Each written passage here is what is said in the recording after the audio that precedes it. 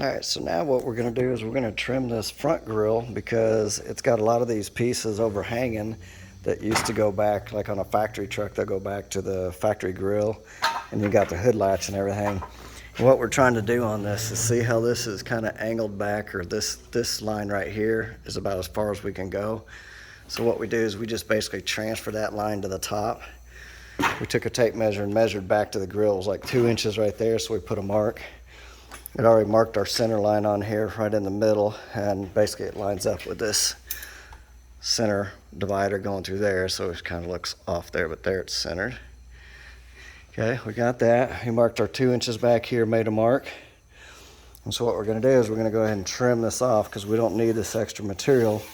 And then we're gonna have more room to attach stuff here at the top. So once we get this off there, and then probably what we're gonna do is we're gonna go ahead and clip these corners off right here on the other side because we're not gonna need that either. It's just gonna be sticking out too much. Probably take it and go from the corner maybe back in there. That way that's not sticking out, so we'll probably trim that off as well.